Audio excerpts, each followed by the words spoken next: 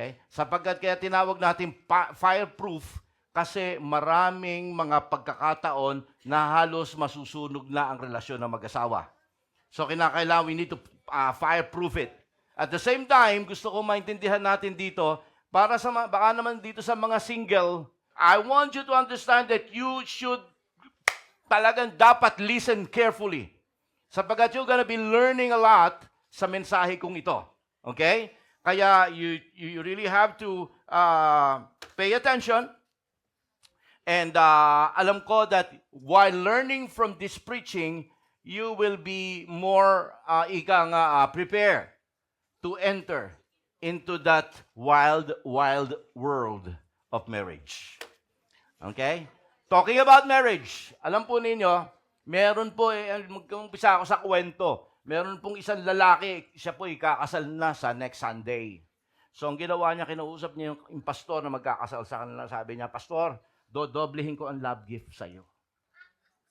Pero sa isang kondisyon. Anong kondisyon? Sabi ni pastor, isang kondisyon lang, pwede bang pakitanggal niyo doon sa programa ng pagkakasal yung itong bagay na to? Yung I'll take you as my lawful wedded wife? Tanggalin niyo po 'yun. Tanggalin niyo po yung I will cherish you to sickness and to health till death do us part. Pwede bang pakaalis mo? Pagka tinanggal mo 'yon, pastor, doblehin ko ang love gift sa'yo. Sabi ni pastor, okay. Okay, doble syempre, di ba? Come the wedding day. All of a sudden, dumating na doon sa tinatawag na yung pangako. Kasi pangako yun eh. Yun yung promise, area ng promise eh. Dumating na yung promise, tuwan-tuwa yung lalaki dahil alam niya, hindi na siya ipagpapromise ni pastor. All of a sudden, tinawag siya ni pastor doon sa harapan nila. Sabi niya gano'n, lalaki, will you love her? Sabi niya, teka muna, akala ko ba, sa isip-isip niya, gumagano siya, pastor. Will you love her? Sabi ni pastor. Will you cherish her? Will you give your salary to her? Will you bring her to the cozy and expensive restaurant once a month? Nadagdagan pa. Okay. And, sabi niya gano'n, will you serve her and cherish her till death do you apart? Wala na magawa. Nandun na. May mga tao. Kahiya na. Okay? Pero sabi niya, sumasagot, gumagano-gano siya kay pastor. Okay. Opo, pastor. Yes, pastor. Sumagot siya. Okay? So, yun na. Siyempre, kahiyaan na yun. Hindi na siya pwede makahindi ron. Tama? Opo. Tapos, tuwan-tuwa yung asawa. Sabi niya, lahat ng salary mo, ha? Pinangako mo, ha? Pakakainin mo sa mga mamahalin, ha? So, sabi niya, panta ka mamaya, pastor. Pagkatapos ng kasalan, nilapitan niya kagad si pastor. Pastor, yung ipinangako kong dobling love gift, kalimutan mo na. Sabi niya gano'n. Sabi naman ni pastor, okay lang kasi mas malaki in-offer ng asawa mo. Okay, palakpakan po natin ang Panginoon dyan. Pinatatawa ko lang kayo sapagkat ang mensahe natin ay tungkol sa mag-asawa, ito'y nakakatawa. Okay? Now, hindi ko sinasabing nakakatawa dahil talagang matatawa kayo dahil sa mensahe ko ngayon, marami kayong makikita na totoon-totoo at dapat nating makita rito kung paano bang ang pag-aasawa ay mapapanatili nating masaya at paano natin mapapanatili ang pagmamahalan till death do you apart. Okay? I want you to understand that you should talagang dapat listen carefully. Sapagkat you're gonna be learning a lot sa mensahe kong ito. Okay? Kaya you really have to pay attention. And alam ko that while learning from this preaching, you will be more prepared to enter into that wild, wild world of marriage. Okay? Talking about marriage, alam po ninyo, meron po, mag-umpisa ako sa kwento, meron pong isang lalaki, siya po ikakasal na sa next Sunday. So ang ginawa niya, kinausap niya yung pastor na magkakasal sa kanila. Sabi niya, Pastor, dodoblehin ko ang love gift sa'yo. Pero sa isang kondisyon. Anong kondisyon? Sabi ni pastor. Isang kondisyon lang. Pwede bang pakitanggal nyo doon sa programa ng pagkakasal yung itong bagay na ito? Yung I'll take you as my lawful wedded wife? Tanggalin nyo po yun. Tanggalin nyo po yung I will cherish you to sickness and to health till death do us part. Pwede bang pakaalis mo yun? Pagka tinanggal mo yun, pastor, doblehin ko ang love gift sa'yo. Sabi ni pastor, okay. Okay, doble syempre, di ba? Come the wedding day. All of a sudden, dumating na doon sa tinatawag na yung pangako. Kasi pangako yun Yun yung promise, area ng promise Dumating na yung promise, tuwan-tuwa yung lalaki dahil alam niya, hindi na siya ipagpapromise ni pastor. All of a sudden, tinawag siya ni pastor doon sa harapan nila. Sabi niya gano'n, lalaki, will you love her? Sabi niya, tika muna, akala ko ba sa isip-isip niya, gumagano siya, pastor. Will you love her? Sabi ni pastor. Will you cherish her? Will you give your salary to her?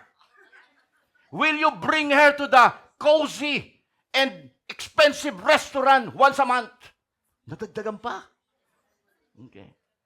And, sabi niya gano'n, will you serve her and cherish her till death do you apart? Wala na magawa. Nandun na, may mga tao, kahiyaan na. Okay? Pero sabi niya, sumasagot, gumagano-gano siya kay pastor. Okay. Opo, pastor. Yes, pastor. Sumagot siya. Okay? So, yun na. Siyempre, kahiyaan na yun. Hindi na siya pwede makahindi ron. Tama? Opo. Tapos, tuwan-tuwa yung asawa. Sabi niya, lahat ng salary mo, pinangako mo, pakakainin mo sa mga mamahalin, So, sabi niya, panta ka mamaya, pastor. Pagkatapos ng kasalan, nilapitan niya kagad si pastor. Pastor, yung ipinangako kong dobling love gift, kalimutan mo na. Sabi niya gano'n. Sabi naman ni pastor, okay lang kasi mas malaki in-offer ng asawa mo. Okay, palakpakan po natin ang Panginoon dyan. Pinatatawa ko lang kayo sapagkat ang mensahe natin ay tungkol sa mag-asawa, ito'y nakakatawa. Okay? Now, hindi ko sinasabing nakakatawa dahil talagang matatawa kayo dahil sa mensahe ko ngayon, marami kayong makikita na totoon-totoo at dapat nating makita rito kung paano bang ang pag-aasawa ay mapapanatili nating masaya at paano natin mapapanatili ang pagmamahalan till death do you apart. Okay? Isang araw, lumapit ang mga Pariseo sa ating Panginoon si Kristo just to test Him tungkol sa pag-aasawa, tungkol sa marriage. Ito ang sabi ng salita ng Diyos in Matthew chapter 19, verse 3 to 6. Sabi niya rito, some Pharisees came to Him to test Him. They asked, is it lawful for a man to divorce his wife for any and every reason? Sagot si Jesus Christ, verse 4, haven't you read, He replied, that at the beginning the Creator made them male and female and said, for this reason a man will leave his father and mother and be united with his wife. And the two will become flesh. So sabi rito ni Jesus Christ, itong biblical. Okay? Kapag ka daw ang isang lalaki, ang isang babae, pinagsama, kinasal, okay? So, ang babae at ang lalaki ang kinakasal, hindi lalaki sa lalaki, hindi babae sa babae. Okay? Huwag tayong maniniwala at tanggapin na ang lalaki at saka ang lalaki pwede nang ikasal. Dahil ang biblical ang sabi, male and female. Huwag natin tatanggapin yan dahil hindi yan nakasulat sa Biblia at hindi yan ang kalooban ng Panginoon. Amen. Tuloy natin. Nasabi niyo sa verse 5, for this reason a man will leave his father and mother and be united to his wife. Ibig sabihin, kapag ka ang lalaki ay nag-iisip ng magpakasal, kinakailangan mag-isip ka na rin bumukod. Okay? Malinaw ha? Hindi ka pwedeng manatili sa ilalim ng saya ng nanay mo o kaya naman sa anino ng tatay mo. Kinakailangang ikaw, okay, bagamat may mga magulang, dito ka sa akin, hindi, may mga ganon. Pero ang biblikal na kapamaraanan, kinakailangan mong humiwalay at bumukod simply because sinabi ng Panginoon, at alam niyo naman, kapag ka ang isang manugang ay tumira sa bahay ng kanyang biyanan, alam na natin ang kasunod. Alright? Tuloy po natin. And so, they are no longer two.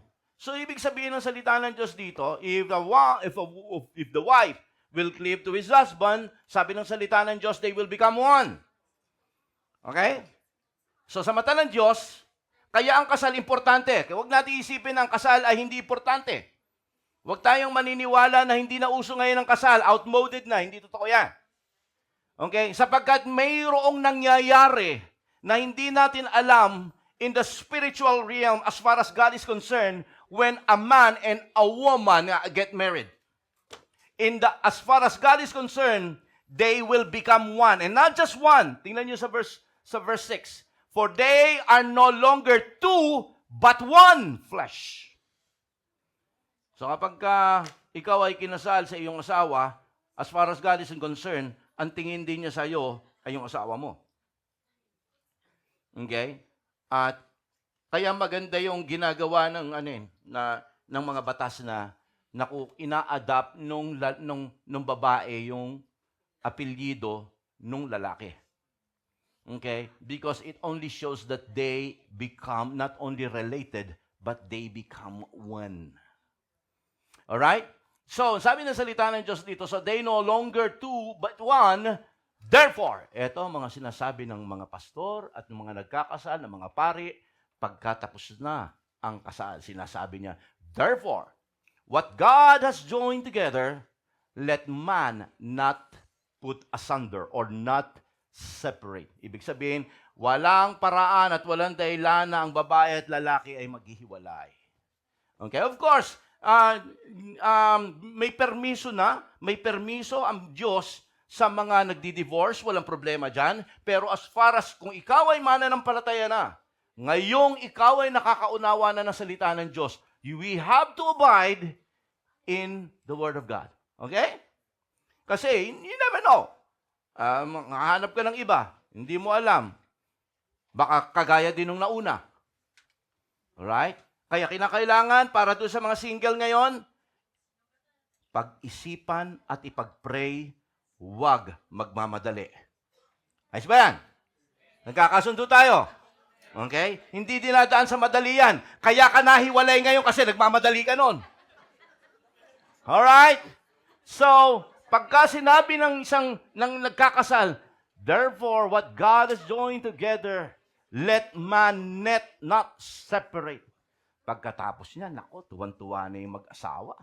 Sabihin ng pastor, ang nagkakasal, okay, you can now kiss the bride. Nako, gigil na gigil si groom, no? Na halikan yung bride, parang para si Ramir, kay nanggigigil.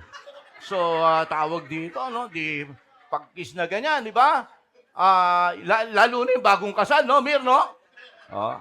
Bagong kasal for the first time, di pasok siya, pagharap ngayon sila, papakilala na sila ni pastor, at tuwan-tuwa sila, they are smiling. Okay, tapos pinapalakpakan sila ng mga kaibigan, ng mga kamag-anak, and hito na sila ngayon. Tuwan-tuwa sila pareho. Makikita mo ang kanilang mga mukha, ang kanilang mga ngiti. Parang lumalakad sila sa alapaap. At sila'y masayang-masaya ang nasa isip nila. Maligayang-maligaya ako sapagkat nakasama ko na ngayon. Wala nang makakapigil sa amin. We are going to live happily ever after.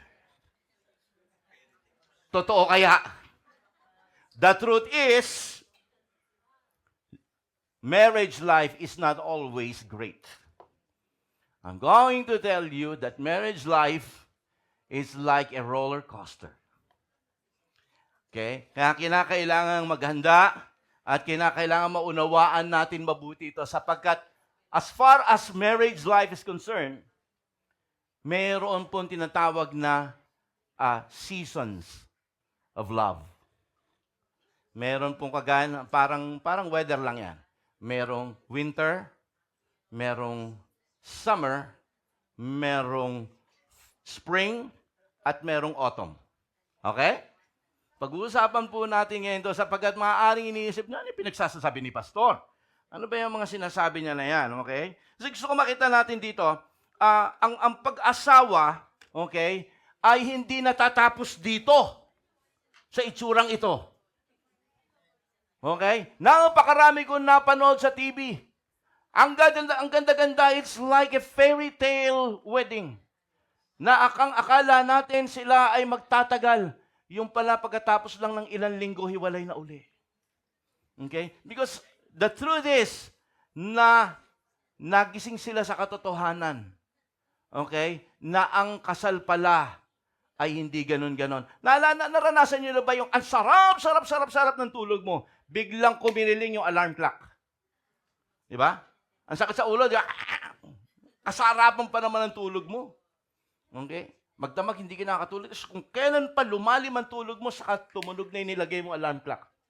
Yun po yun. Ang sabi ng salita ng Diyos, sabi ng kasabihan na nabasa ko, love is like a dream. But marriage is like an alarm clock. Okay? Kaya kailangan natin maintindihan ngayon.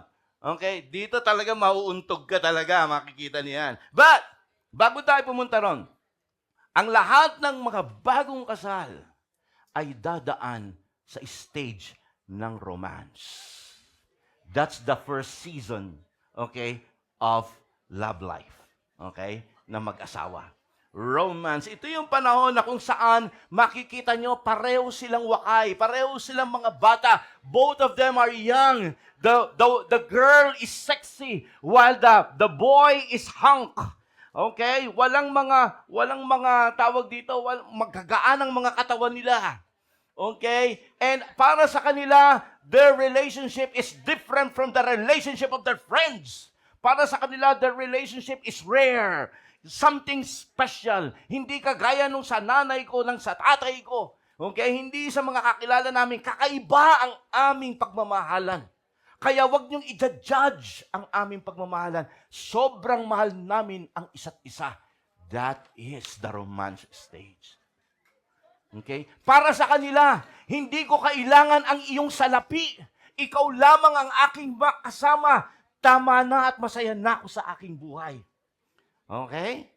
Okay lang sa akin, tayo ay mamasyal sa luneta ng walang pera. Alright? Yan ang, pagka magkasama kayo, everything is magical. Okay? There's always kumbaga parang fires. Anong tawag doon? Talagang, ang tawag doon, yung parang talagang fireworks. Maraming fireworks. At sa tuwi-tuwi nang kayo'y nagkakahiwalay, para bang it's a time of miseries na kinakailangan may komunikasyon parati. Kamusta ka na? Kumain ka na? Oo. Bakit? Hindi ka pa kumakain ikaw? Iniisip kita. O kumain ka na? Okay lang ako, hindi ako nagugutom. Yan, alright? Ayan ang mga romance stage. Okay, ito yung mga panahon na kung saan, okay, ang lahat, nakita niyo naman ang itsura nitong itong bagong kasal. Okay, naghihiwa na lang. Okay, ang kanyang misis. Okay, ayaw niyang humiwalay. Para siyang kuwala. Okay, nakita niyo naman. Okay, talaga naman, ang mga ngiti nila. Si Mrs., kahit na nakasampay sa kanya si Mr., okay lang. Okay?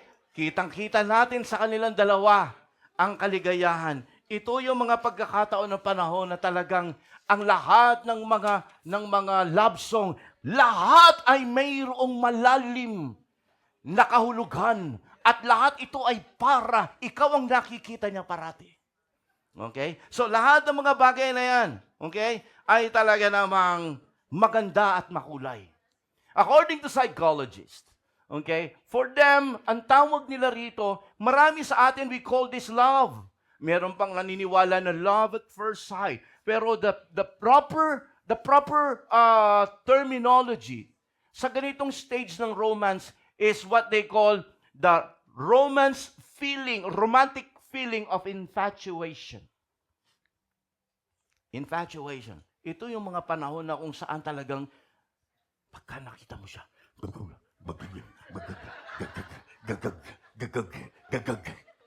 ayan na. Okay? Hindi ka mapakali. Andyan siya, nakatingin siya. Alright? So maraming mga pagkakataon na talaga naman, wow! Okay? Pagka darating na si Mister, hindi mo na malaman kung anong gagawin. Alright? So, ang sabi ng mga famous psychologists, this what we call romance season will last up to at least 1.5 to 2.5 years. Okay? Nandiyan yan. Parating may fireworks. Everything is magical. Alright? Hindi nyo kinakailangan ng anumang mga bagay. Basta nandiyan ka lang sa aking tabi. Sapat na. Alright? Yun po yun. Now, pero pagkatapos niyan, okay, kapag ka daw sabi ang lalaki at ang babae, bigla nang dumating yung punto na, ayan na. Ibig sabihin, tapos na ang romance stage. Ayan na. Now you go to the second stage or the second season. Okay? After the romance. Lilipas yung romance stage na yan because you will enter the so-called reality season. Babalik na, pupunta ka na sa realidad. Alright? Realidad na yan. Itong realidad na ito ay yung mga panahon na kung saan makikita mo na ang misis mo paggising sa umaga may muta. Magulo ang buhok. Alright? At walang makeup. Okay? At mabibisto naman ni misis. Ito na yung panahon sa reality na makikita mo na si Mister. Okay? Na siya po ay malakas palang maghilik. At hindi lang yon, mabaho ang utot. Okay? Ito na yung panahon na kayo ay nagiging totoo sa isa't isa. Doon mo na mabibisto na si Mrs. pala ay sumpungin. Akala mo nung araw hindi sa sumpungan para sabi mo, ang bait-bait nito. Dito na magiging totoo ang bawat isa, kaya nga reality. Okay? Nandiyan ba kayo? Ito na yung panahon na kung saan hindi na kayo nahihiya, nagiging at is ka na parang ang iyong kapartner, ang iyong asawa, ay parang nanay mo na at tatay mo. They are, kumbaga, wala ng inhibitions. Okay? Talagang, eto na ako, eto na to, todo na to. As they are trying to work with each other, trying to be one, just as the Bible says, they are going to have a problem working it out. There will be some sort of problem when it comes to managing money, budgeting. There will be some problem on some sort of characters. Okay? Yung tinatawag na minsan, binata ka o dilaga ka, sanay kang, mayroon kang me time. Okay? Mabibisto na rito ni Mrs. na ikaw pala ay mahilig mag-spend ng time sa game. Okay? At ikaw naman, mabibisto mo naman si Mrs. mahilig palang mag-spend ng time sa FB. Dito mo rin makikita at mabibisto. Okay? Ang iba't ibang mga bagay, dito na kayo mag-uumpisang magkaroon ng ika nga ay pag-uumpugan. Dahil mag-uusap na kayo, o ikaw ang bahala. Magkakaroon na kayo ng division of labor. Okay? Okay. Ay, basta ikaw, huwag kang magtatrabaho. Ikaw ang bahala dito, pero akong bahala sa pagtatrabaho. So, sa bahay, ikaw ang ganito, ikaw ang ganyan. Okay? Sasabihin niya na ikaw ang bahala sa paglalaba, ikaw ang bahala sa pagkukula, ikaw ang bahala sa pagsasampay. Okay? Ako ang bahala ang magtrabaho. Yun ang sabi ni Mrs.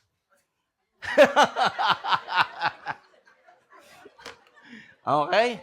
And so, kumbaga, medyo dito na kayo magkakaroon a hard time in trying to make yourself sort of creating a teamwork together to become one.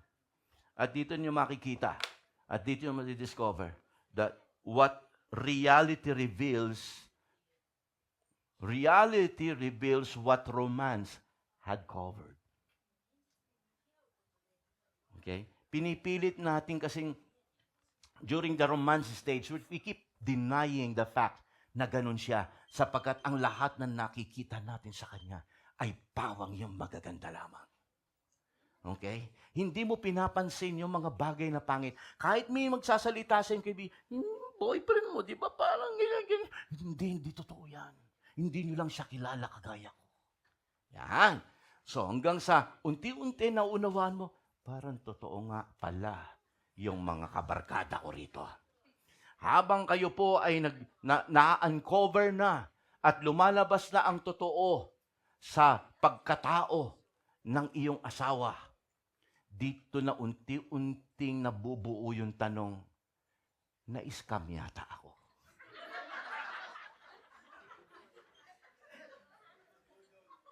Nabudol yata ako. Magkakaroon ka ng question sa sarili mo, did I make a wrong choice? Okay? Because he was not the man I used to know. Tama? So magkakaroon ka ngayon ng mga ganyan. You're trying to, but of course, dahil there's still a bit of love left, kaya nandun pa rin yung hope. Hindi, siguro mababago yan. Siguro nag-a-adjust lang kami. Tama? So magkakaroon kayo ng mga heart na parang hindi. Basta siguro, I'll try to see. Okay? Kaya ko pa namang pagtiisan siya. Yan. Reality stage. Okay? Okay pa naman yan. Mahal ko pa naman siya. Kaya pa. Yan ang mga reality stage. Okay? Now, habang kayo, okay, ay wala pang ginagawang bagay, basta yun. Gaman, endure, persevere. Papasok kayo ngayon sa susunod na season. Okay? From romance to reality. Handa na kayo sa susunod? Parang sabik na kayo, ha? Parang ano, ha? Now, before we go to the third season, I want you to understand that dito, ang stage na to, ang maraming mga mag-asawa ang naghihiwalay. Sa stage na to. Okay? Ito yung stage na kung tawagin ko ay resentment stage. Okay? You're now begin to resent each other. Itong si Mrs. na kung nung araw na nakilala mo, tahimik. Okay? Siya ay isang parang feminine na feminine. Pagka nagkakapalpa ka, tahimik lang siya. Pero nung doon sa romance stage yun, pero nung dumating sa reality stage, nagiging hysterical na siya. Pero pagdating sa resentment stage, hindi lang siya hysterical, historical pa. Okay? Parating niyang ibabalik kung ano ka. Akala ko noon ikaw ay mabait. Akala ko noon maasikaso ka. Akala ko malinis ka sa bahay kasi nung nandun ako sa bahay, pupunta ka sa bahay namin, tutulungan mo ako sa pagwawalis. Ikaw pa yung naglalampaso, ikaw pa yung nagpupunas ng bahay namin. Akala ko ganun ka, ngayon yung pala batugan ka. Yan. Alright? So, dito yung babae ngayon nagiging historical kasi sinasabi niya yung history mo. Kaya historical. Hindi hysterical, mas mabigat to.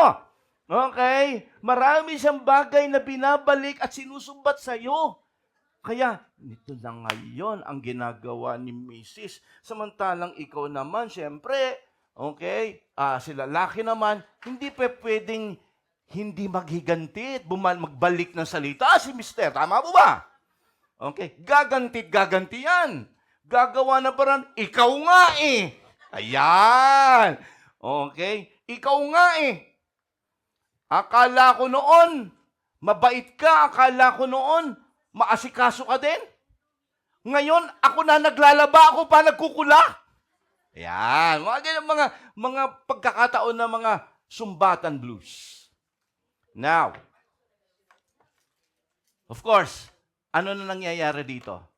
Dahil doon sa mga tinatawag nating frustrations, expectation, unmet expectation. Dahil hindi pala siya yung ideal man mo. Hindi pala siya yung a man in shining armor. Okay? At si babae naman, hindi pala siya yung fairy tale princess na iyong inaasahang mangyayari. Dito na ngayon magkakaroon kayo ng ng pagkukumpara ng noon at ngayon. Okay? Resentment. At dito niya makikita, okay, na nawawala na ang love. Unti-unti nang, kung mayroon mang pag-ibig na natitira, mas malaki yung inis. Nababawasan na yung pagmamahal, dumalaki na yung pagkainis mo, na sa lahat ng mga pagkakataon, siya na lang ang parating salarin. Lahat ng mga kasalanan na mga nangyayari, lahat ng mga nangyayari sa buhay ninyo, siya parate ang tinuturo natin. Pati siguro, kung maaari lang pati pumatay kay Magellan, isa na rin. Sa sobrang inis mo, lahat sa kanyang sisi. Ganyan po yan. Okay? At talagang, sabi ko nga po sa inyo, okay, sa resentment stage, nakita nyo naman, sabi ng babae dito, tingnan nyo, akala ko ako maingay, mas maingay ka pala. Sabi niya, eto na, bangga na, hindi pwedeng yung isa, hindi gagante. Kunyari, napag-usapan natin kanina yung finances. Okay? Sasabihin ng lalaki, ikaw kasi, sobrang gastos mo. Kaya yan, ubos na naman parati yung budget. Sasabihin naman ng babae, gastos ko, hindi nga ako magastos sa sarili ko. Hindi problema ang budget. Ang problema, yung sweldo mo, aliit. Nakita ninyo? Maraming mga gantihan yan. Okay? Sa buhay ko bilang pastor, madalas, okay, nasa gitna ako ng labanan. Okay? Tatawag minsan si Mister, Pastor, okay, pigilan mo nga itong misis ko. Pagka nandun na ako, nag-uusap kaming ganyan, sasabihin tatanong ko, ano ba, paano nangyari? Sasabihin nung babae, siya naman nag-umpisa, pastor eh. Siya nag-umpisa. Sasabihin ng lalaki, ako nag-umpisa? Baka naman, ikaw kasi masyadong sensitibo, yun lang ang sinabi ko, nagwala ka na. Yan. Okay, so nakikita po ninyo, mga kapatid. Relate ba ron? Relate? Okay? May mga bagay na tayo dapat na maintindihan dito. So, okay, ito na yung, kumbaga, blaming games na ito. Nandito na yung, hindi ako siya! Naalala niyo ba si Adan nung malungkot? Nakita ni Lord na malungkot si Adan, kaya ibinigay si Eva. Nung kanyang pagkagising, nakita niya ang babae for the first time.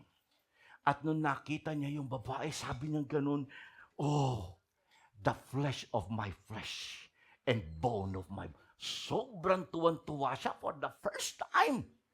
Okay? Dati, ang kasama lang niya ay si Cheetah. Yun lang ang kanyang kasama sa pamamasyal. For the first time. Okay?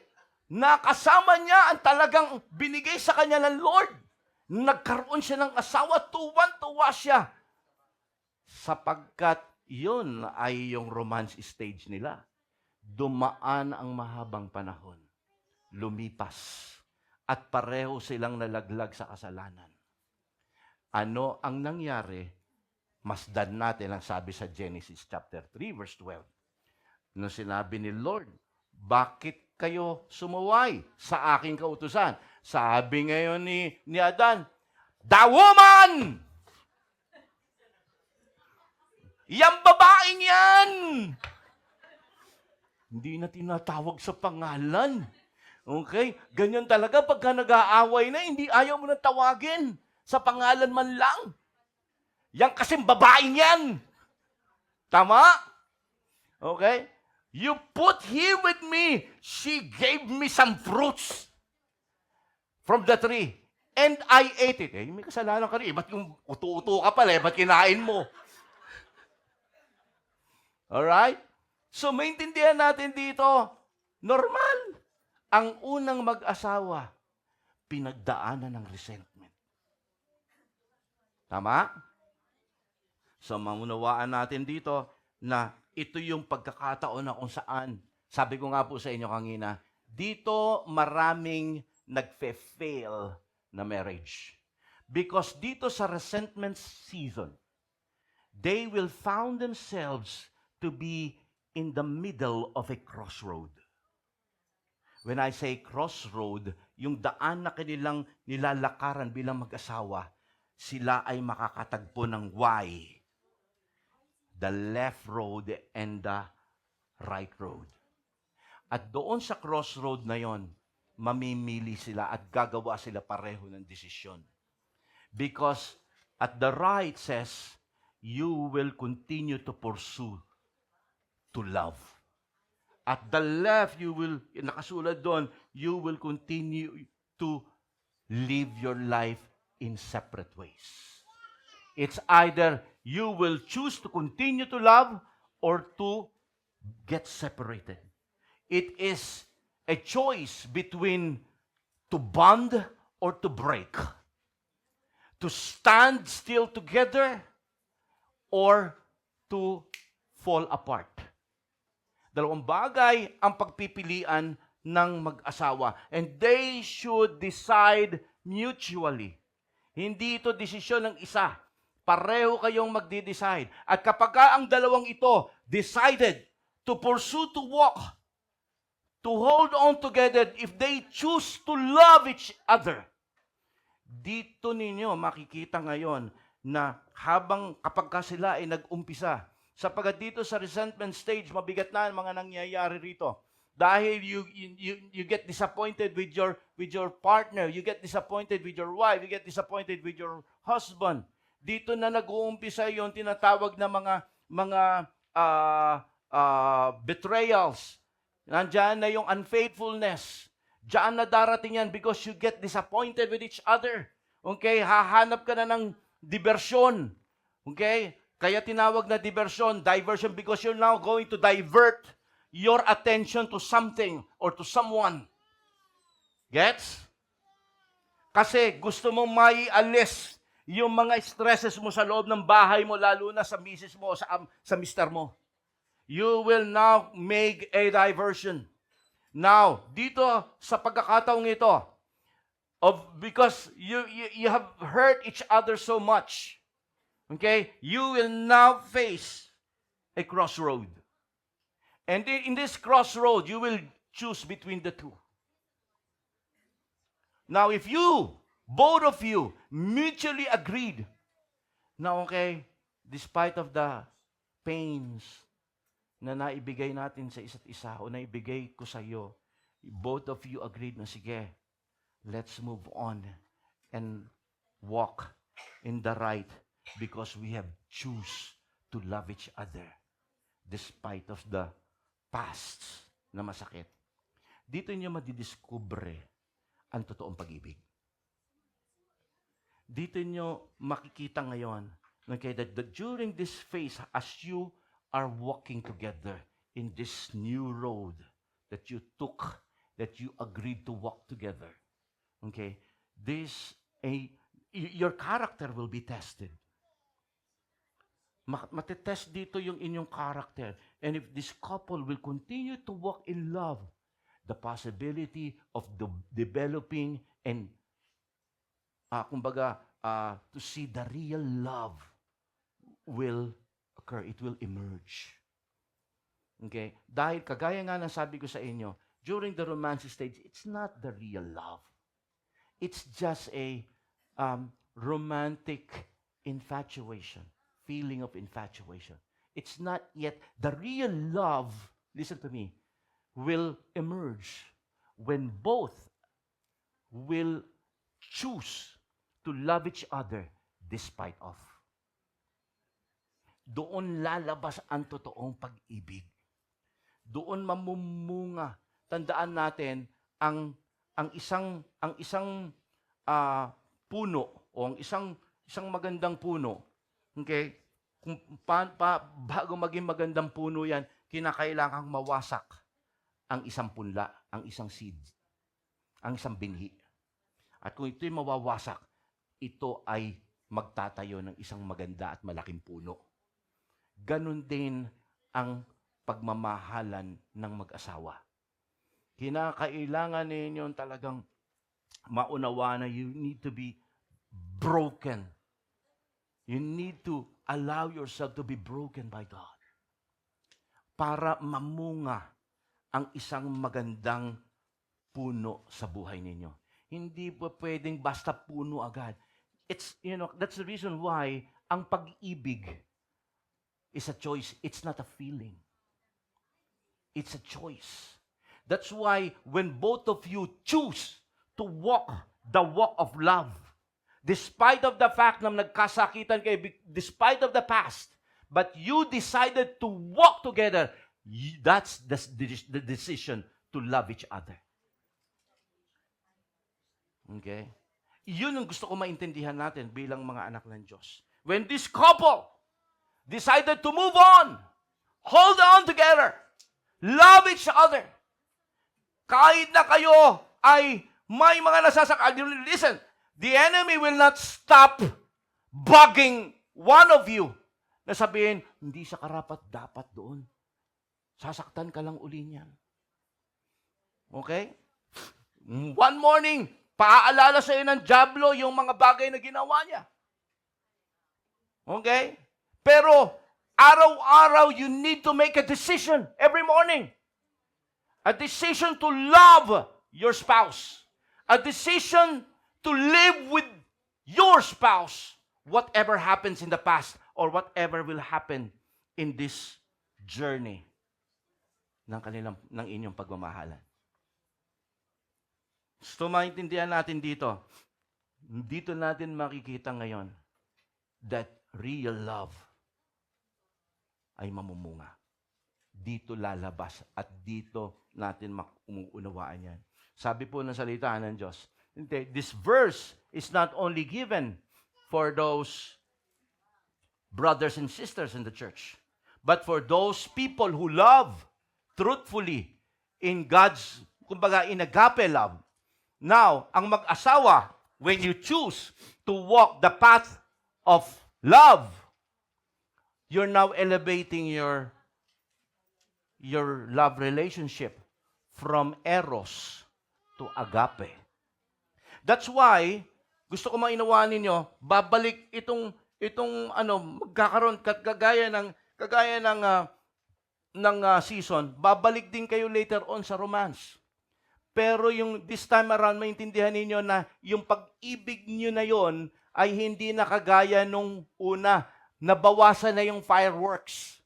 Nabawasan na yung color. Nandiyan nyo ba? Naintindihan nyo? Pero ibang klase naman ang inyong pagsasama at pagmamahalan. This time around, you know each other. This time around, he is like the real soulmate. He's your very, very best friend. Nandiyan ba kayo, mga anak ng Diyos? And this is the true love na lalabas when each of you decided to love each other despite of. Sabi po dito, okay, Colossians chapter 3, verse 12 to 14. As God-chosen people, holy and dearly loved. Kung ikaw ay may asawa, okay, at pareho kayong mananampalataya, kung ikaw ay single pa at meron kang boyfriend na mananampalataya, mapapalad kayo. Okay? Kung nandito siya, titigan mo nga siya. Yeah. Ngayon, kung hindi mananampalataya at ikaw ay mananampalataya, listen to me. Mananampalataya ka at siya hindi mananampalataya, but siya rin have chosen to walk with you in that path of love. Okay? Encourage mo yan. Kasi, ibig sabihin lang nun, mahal ka niya. Hindi, he or she doesn't want to lose you. Okay? Kaya napaka-importante po nun. Ibig sabihin nun, whatever happens in the past, o ano man yung mga bagay na nakita niya sa'yo, binabaliwala niya yan, he or she is setting it aside because ang gusto niya, makasama ka niya sa mahabang panahon. Okay? Now, tuloy po natin. Ang sabi po rito, okay? Holy, dearly loved, clothe yourself with compassion, kindness, humility, gentleness, and patience. Di ba yan ang kailangan sa mag-asawa eh? Bear with each other and forgive whatever grievances you may have against one another. Forgive as the Lord forgave you. And over all these virtues put on love, which bind them all together in perfect unity. Amen?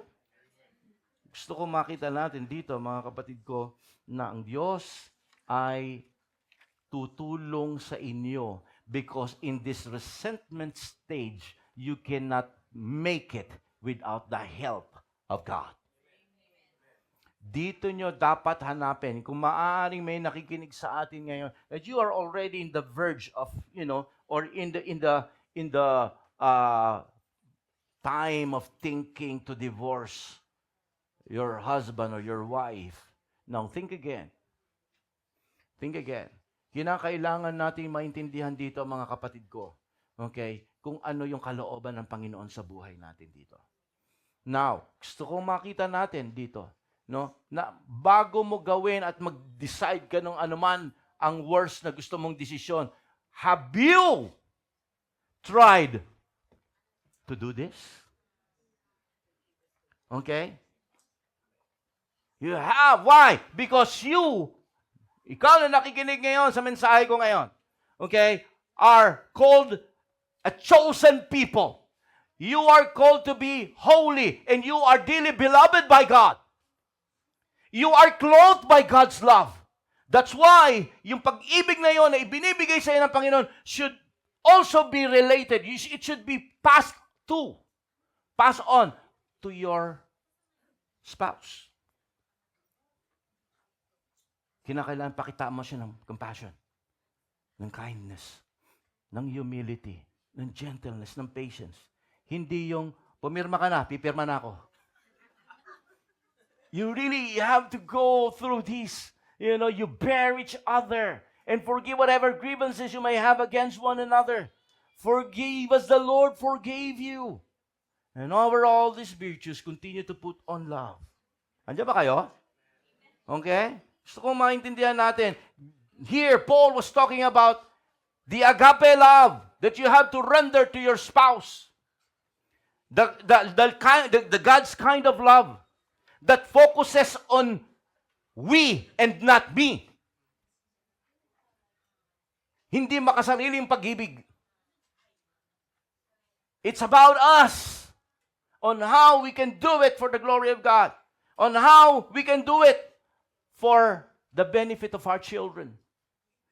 Because you're no longer, particularly kung ikaw ay may anak na, you don't have to consider you, me. You always have to consider we.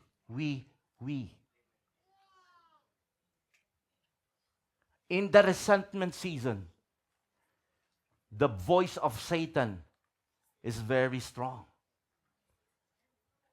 That's why you have to shut him out. In the resentment season, you really have to destroy whatever Satan is doing in your life. Because sinabi mo nga sa inyong sarili, we both decided to walk in this narrow road called love. Okay? You have both choose to walk on that kasi you have reached the crossroad. Okay? Now, Maaari, yun kung both of you decided to go. Okay? Pero may mga mag-asawa na hindi pa sila nagde-decide. Andun lang sila sa crossroad. They maintained standing on that crossroad. Wala silang pinipili. Okay? Kapag ka ganon, ang relasyon ninyo mag-asawa and you're not doing anything about it, ang mangyayari sa inyo, magkakaroon kayo ng tinatawag na Cold War. Both of you are living in one roof. Both of you consider yourself a wife or a husband. Pero alam niyo, pagka pumunta kayo sa loob ng bahay, parang nagyuyuki, nagwi-winter, nagparating umuulan ng yelo, malamig, makulimlim. Okay? Okay? At pagka nandun ka sa loob ng bahay, tahimik, walang joy. Alright? Ito yung tinatawag na Cold War. Okay? Pag pumasok ka, galing ka sa loob ng trabaho mo, papasok ka, magtitimpla ka ng sarili mong kape dahil malamig nga. Okay? Ikaw ang magluluto ng sarili mong pagkain. Okay? Maswerte si lalaki kapag kami natirang ulam si misis. Hindi ka na magluluto, iinit mo na lang dahil Cold War nga. Okay? At yun ang mga bagay-bagay na nakikita natin, malamig na kayo sa isa't isa. That's why if you're just standing, you're not making, you are right there at the crossroad of your relationship. You are in the midst of the season called resentment. If you're not choosing anything between the two, eventually, wala kang gagawin dyan, yung Cold War na yan will end up to what? To divorce. Doon din ang bagsak ninyo. Because you're not doing anything. You're not asking somebody to help you out in your relationship. You're not asking somebody to pray for you. You're not seeking advices, godly advices. You're not communicating with each other. Kamusta na tayo rito? Kamusta na ang pwede natin gawin sa isa't isa? Ano ba ang gusto mong mangyari sa future na to? In the resentment season, kagaya ng sinabi ko sa inyo, dito maraming naghihiwalay. Because they do not know what to do. Hindi nila alam that there is such thing as resentment season. Ang akala lang nila, married life is a life like entering in the Disneyland. Pagpasok mo, wow! Tuwan-tuwa ka kasi nakita mo nandun si Mickey Mouse. Ang tingin mo sa asawa mo parang si Mickey Mouse. Ngayon tingin mo sa kanya, daga na lang. Nakita ninyo? Parang lahat ng maglalakad ka. It's a small world after all. So, mag-iiba yan. Ito na yung resentment. Now, kinakailangan natin maunawaan ngayon dito, you really have to go and decide. At kapag ka yung mag-asawa na yan, yun yung pagka-pinili ninyo hindi niyo pinili yung sinasabi kong love road. Okay? Pagkalimbawa, ang mag-asawa, both of them, ask God's help. And they decided to walk the road of love. They both choose to love each other. They will now begin to ask Jesus to be the center of their lives. You really have to do. You have to be very serious about this thing. Okay? Now, kapag ka ang dalawang mag-asawa ay nag-decide ng ganon, ngayon, nung kayo'y mga bata pa, the boy who loved the girl, okay, will now decide to go and walk together. That they thought they truly love each other. They mistook this romantic feeling of infatuation as love.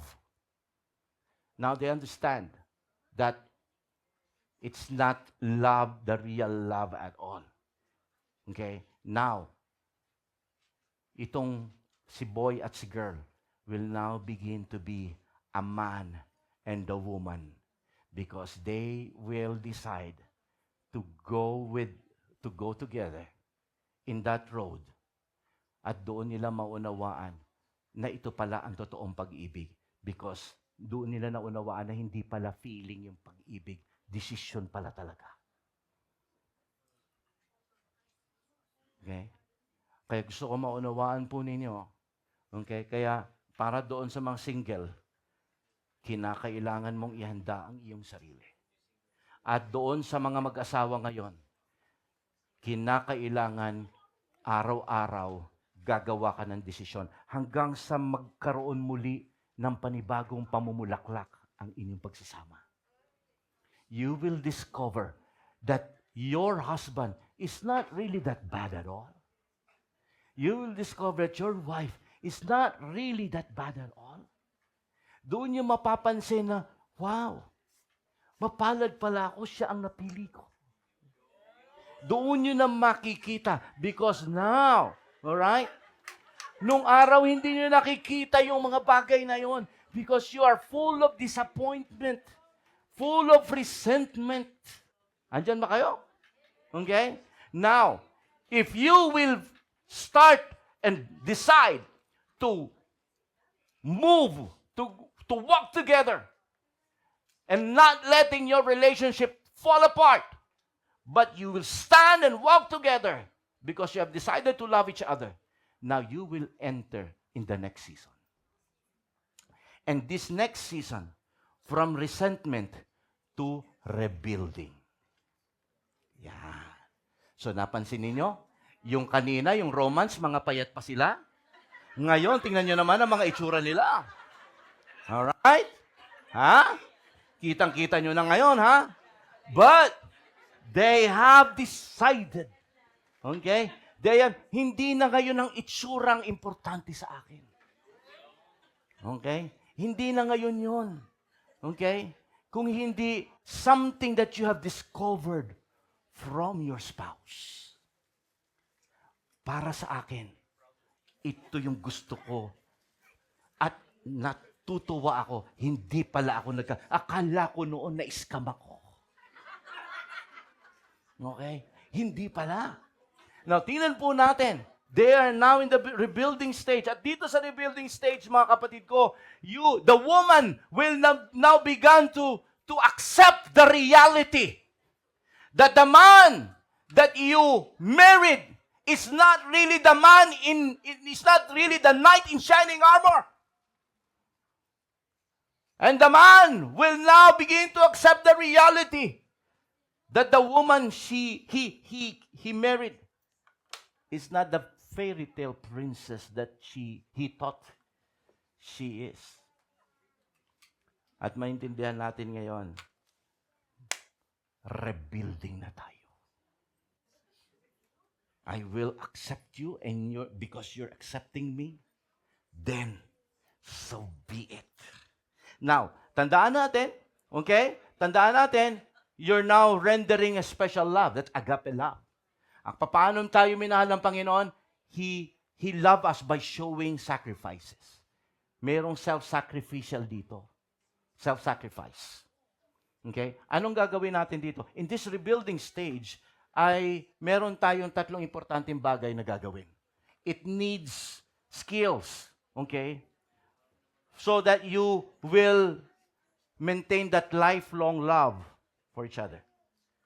The first thing that you need to do is to adjust. Can you repeat after me? Adjust. Yeah. Okay? Dahil mag-a-adjust na rin kayo ng inyong waistline.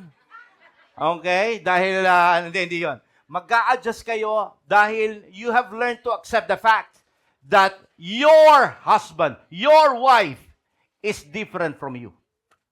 Hindi kayo magkamuka. Hindi kayo magkapareho. Okay? Kinakailangan matutunan ninyong mag-adapt. Try to adjust to the person who is truly different from you. Okay? And try to adjust to the person na hindi siya talaga yung taong ine-expect mo na magiging ganon. Tama ba kayo? Okay? Importante yan, mga kapatid ko. Or else, kung hindi ka mag-a-adjust at hindi ka mag-a-adapt sa Kanya, your love will start to perish again. Dahil nasa rebuilding stage kayo, you will adjust with each other. Remember, okay, magkaiba kayo. Magkaiba kayo. Ang lalaki at saka ang babae, magkaiba. Huwag niyong isipin na siya ang mag-a-adjust. Hindi. Mag-a-adjust ka sa kanya. Hayaan mo siya mag-adjust din sa'yo. Pero kinakailangan, as far as, hindi yung pwedeng, mag-adjust muna siya bago ako mag-adjust, no? Hindi. Ikaw, magpakita mo sa kanya. Lalo na kung ikaw yung mananampalataya siya, hindi. Try to show that you are adjusting for him or for her. Okay? Ulitin ko, magkaiba kayo. Si Mrs., ang gusto niya, chine-cherish. Si Mr. naman, ang gusto niya, nire-respect. Tama? Magkaiba. Magkaiba kayo ng gusto. Pati yung way ng communication nyo, magkaiba din. Kaming mga lalaki, kami na, no? Kaming mga lalaki, pagka nagsalita kami in general, kayong mga babae, pagka nagsalita kayo, gusto nyo specific. Tama? For example, okay? Ang mga lalaki, pagka yan pagod. Okay? Hindi, wag muna tayo doon sa pagod. Doon muna tayo sa pagka nagsalita ang lalaki, specific. General. Yung babae naman, specific. Pagka, alam po ninyo, kasi ang lalaki, ang gagawin muna niya pagka siya nagsalita, bago siya magsalita, he will touch his thinking before his feeling. Yung babae, she will touch her feeling before her thinking. Naintindihan nyo? Okay? Magkaiba, di ba? Feeling muna. Kunyari, pagkalba ito, nakita ninyo, pakita ko kayo, ano ang masasabi nyo rito sa tubig? Sabi nung mister,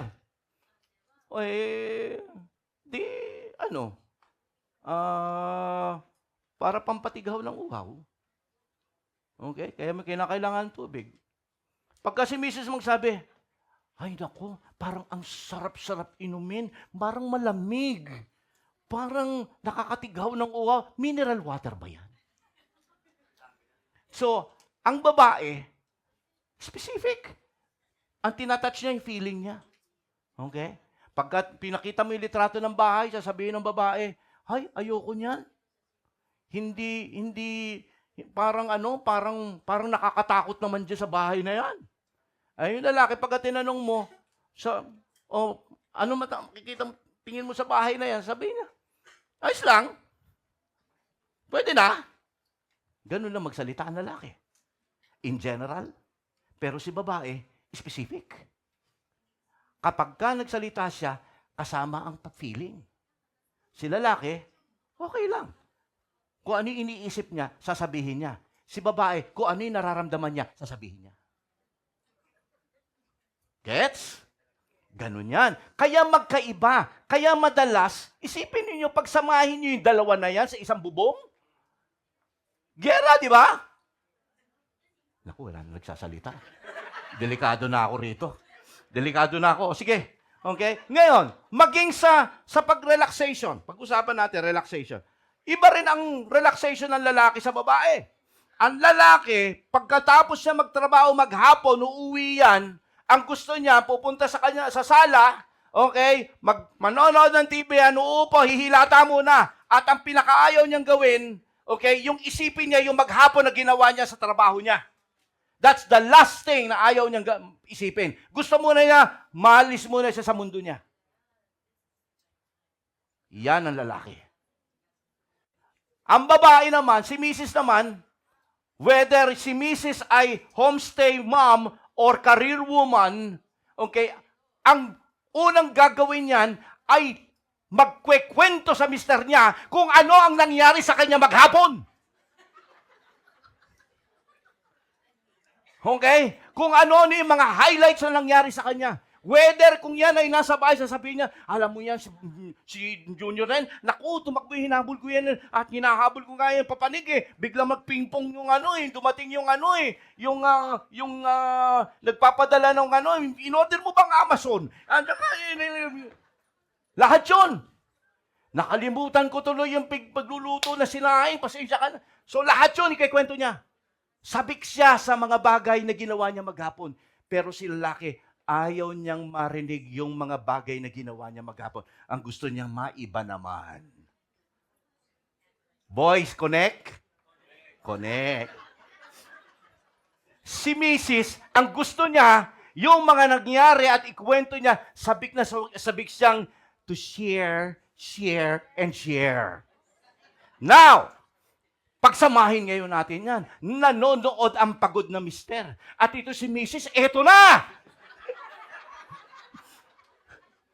Okay? At talagang sasabihin ko na, pumunta na siya. At senior, ano na ang dating ni mister? Ay, ayoko na nga pag-usapan yung mga bagay na mga ganyan tungkol sa trabaho eh. Okay? At unti-unting mapapansin ni Mrs., hindi ka ba interesado? Ayan na! Okay? Ayan na! Okay? Parang hindi ka interesado sa mga sinasabi ko ah. Parang hindi mo ko pinapansin na. Mahal mo ba ako? Ayan na! Okay? Hindi mo na ako binibigyan ng tamang atensyon. So, sa mga ganito, mga pagkakataon, gusto ko maunawaan natin, okay? Dito na nagkakaroon ng unti-unting misunderstanding at tension. Why? Because both of you are different. Okay? Iba ang love language ni Mr., iba ang love language ni Mrs. So anong dapat niyong gawin dito? You really have to find kung nasaan yung kiliti ng asawa mo. Andiyan ba kayo? Okay? Alam mo, at pagkalimbawa, kahit sabik na sabik kang magkwento at nakita mo ngayon na nandyan si Mr. mo at nanonood at malayo ang tingin, wala naman tinatanaw, alam mo na, pagod ito. Sige, ang gagawin ko, pagbibigyan kita. Okay? At ako, kahit na ako ay gigil na may ikwikwento pa naman ako maganda, at saka may juicy na chismis akong sasabihin sa'yo, pero gustong-gusto. Sige, maggagaman lang ako. Hihintayin ko makapaligo ka at makakain. At yun, yung point. At alam nyo, lalo na kung mananampalataya yung mister mo, alam niya, nag-a-adjust ka na. Dahil hindi ka ganyan. Okay? Naintindihan niya na, wow, nire-respect ni... At tandaan ninyo, si lalaki gusto ng respect. Si babae gusto ng cherish. Okay? Ito na yung pagkakataon na maibibigay ninyo yung hinahanap ng isa't isa. Doon na kayo ngayon nagkakaroon ng tinatawag na perfect harmony. Yun na yun. Okay? Para na kayong kapitgatas. Okay? At para na kayo ngayon nagiging, alam ninyo, nakikilala nyo ng isa't isa, tinitingnan ninyo kung papaanin yung saan kayo dapat papasok at kailan kayo dapat huminto. Yun yung mga bagay na you're beginning to know each other. Okay? So bilang mag-asawa, titingnan natin yun. Alright? Number 2, kinakailangan mo ng forgiving and learning to admit your fault. Kung habang dito sa rebuilding stage, kinakailangan ikaw ay, wow. Tandaan mo, hindi ka perpekto. Hindi ka perpekto. Kaya kinakailangan matuto kang magsalita ng forgive. Sorry. Hindi pa pwedeng sabihin mo niya, kilala na ako ng misis ko. Hindi na ako nagsosorry, pero nakikita niya na nagsosorry na ako sa action ko. Hindi. Magsalita ka ng sorry. Liwanagin mo yan. Okay? Hindi dapat pairalin ang pride sa relasyon. Andiyan ba kayo? Kinakailangan. Hindi mo na kinakailangan ng skill para mag-sorry. It takes character to say sorry. Sabihin mo, I'm sorry. Hindi naman ako, wag yung parang palalampasin mo parang wala nangyari. Okay? Maaaring palalampasin niya ng ano mo, ng spouse mo, ng partner mo. Pero hindi mo alam, hindi pa tapos yun. Bakit? Walang closure. Saying sorry, forgive me, and accepting your weaknesses, accepting your mistake. At ikaw ay nagsalita ng sorry. At ito naman ay tinanggap niya. Nagkakaroon ng closure. At pagka nagkakaroon ng closure, naintindihan ng partner mo na ikaw ay umaamin sa pagkakamali mo. Ganon din ang magiging kanyang puso. So forgive. Okay? And learn to admit your mistakes. Tama? Sabi po ng salita ng Diyos. Okay? Look, be kind and compassionate to one another, forgiving each other, just as in Christ, God forgave you. Sabihin mo nga sa katabi mo, forgive daw. Yan. Forgive daw, ha? Yan, ha? Yan. Kaya lang, pagkahingi ka ng sorry, yung sincero, minsan kaya ayaw ka ng patawarin ng asawa mo kasi ang dali mong mag-sorry. Di ba may ganon? Sorry na, sorry na. Pero yung sorry niya parang sorry-sorry lang. Pero hindi naman talaga totoo kasi gagawin na naman niya maya-maya. Kinakailangan sincere na apology. Andiyan ba kayo? Maging sincero ka. Okay? Kasi kung hindi, patay. And number 3, okay, you have sa rebuilding stage, choose to love and keep on loving. Choose to love and keep on loving. Do not stop loving, okay, your spouse. Okay? Tandaan niyo, okay? Lahat ng mga nakikinig ngayon, kahit sa mga taga Holland ngayon, okay? Nakikinig yung mga taga Holland natin ngayon. Maybe many of you, okay, in this room, in this church, okay, ulitin ko, ang akala ninyo, kaya ayoko na kasi I have lost that loving feeling. Okay? Gusto ko makita natin dito, hindi totoo. Ulit-ulitin ko, love is not a feeling. Uulit-ulitin ko yan. Love is not a feeling. It should be an everyday decision. Hindi yung pagka hindi mo na siya nararamdaman, hindi mo nararamdaman yung parang hindi mo na siya mahal. Hindi ganon. You decide that day. Okay? Tingnan niyo ang definition ng love para makita natin. Dito ako magtatapos. Sabi po rito, love is patient, love is kind. Okay? Love is not jealous and boastful. Now, hindi niyo napansin dito, yung love dito ay hindi galing sa feeling. Pero yung galing sa feeling, hindi daw yun ang love. Tingnan niyo yung galing sa feeling, jealousy, feeling, emotion. Tama? Ano pa? Boastful, feeling yan. Proud, feeling din yan. Being rude, feeling yan. Pero ano yung totoong love? It's not a feeling. It's a decision. When you say, I'm going to be patient, it's a decision. To be kind is a decision. Tama? Bakit sinasabi kong decision? Bakit? Natural ba sa yung kind ka? Natural ba sa yung patient ka? Tama! Magdi-decide ka! Amen, palakpakan po natin si Lord. Patient, sabi po rin, it is not irritable. Kasi emotion yan. Okay? It keeps no record of being wrong. Yan daw ang pag-ibig. Past is past. Huwag ka nang maging historical. Tama? Minsan pwede ka mag-hysterical, pero huwag historical, okay? Okay?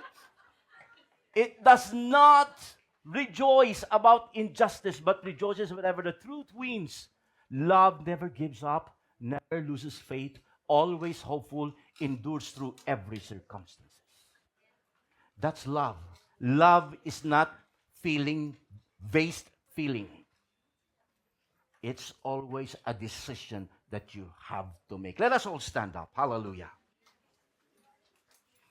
Gusto ko maintindihan natin dito bilang mga mananampalataya that, Always try to find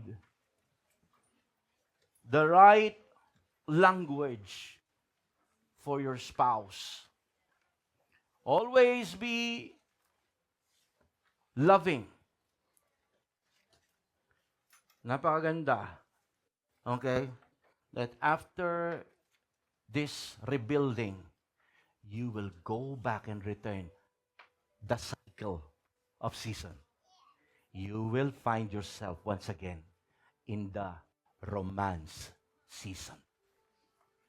Kagaya nga ng sabi ko kanina, this time around, the level of your love is not the same when you were young. When you once boy who meet a girl, this time around, it's a mature kind of love. This time around, okay, makikita ninyo na mas kampante ka, mas payapa ka. Because through the journey, through that masasabi nating pinagdaanan ninyo, you have learned so much. So let us all close our eyes. And now for those, particularly sa mga may asawa ngayon, kayo yung kausap ko ngayon, nasaan ang stage ng inyong pagsasama? Whether your husband or your wife is present in this church right now, or siya ay unbeliever, but nasaan ang stage ng inyong pagsasama? Now, tanging ikaw lamang ang nakakaalam at ang Panginoon. I want you to understand that you should not let this relationship na makawala o mawala. Okay? The reason why God gave you this sermon, this message, is to remind you na anak, this is my will over your married life. So sa oras na ito, I want us all those, not the single one, but the married ones. I want you to lift the hands, lahat ng may mga asawa. I'm going to be praying for you. Father, today I'm asking you, Lord, to just bless my brother and my sisters, Lord. Salamat, Panginoon, because you have blessed them, Lord, the partner. And I pray, Father God, anuman yung stage nito, maaring iba sa kanila, Panginoon, ay nasa romance stage, yung iba nasa reality stage pa lang, at yung iba, they are now in the verge of choosing. They are now in the middle of the crossroad. And God, somehow, they're just living one day at the time. Bahala na kung saan sila dalhin ang kanilang relasyon. They are now in Cold War and they do not see each other eye to eye anymore. But you see, God, alam namin that without you, we can do nothing. You are the author of love. And we can love because you first love us. That's why we ask you, Lord, to bless our relationship. Bless each and every one of us here, Lord. Pagpalain mo, Lord, muli, bring out, let that true love emerge from that relationship. Nihiling ko, Panginoon, pagpalain mo ang buhay nila, ang kanilang mga anak. Hallelujah. At patuloy mo silang baguhin ayon, Panginoon, sa iyong kagustuhan. Now, I want the singles to really lift their hands again naman. Silang mga singles natin. Okay? Whether you're single again or single, whatever. Okay? I want you to lift your hands. You see, God wants to protect your future. And whether you desire to get married again or to remain single, that's all up to you and God. Pero ang isang bagay ang gusto ko maunawaan ninyo, mapalad ang mapapangasawa ninyo. Whether they are Christians or not, mapalad sila. Why? Because you know how to be a better spouse for them. First of all, you're a Christian. Second, you now know the journey of marriage. E sa oras na ito, Lord, I'm just blessing them. If they are praying, Father God, for their future will, Panginoon, hayaan mo, bigyan mo sila, O Diyos, ng patience. Bigyan mo rin sila ng wisdom.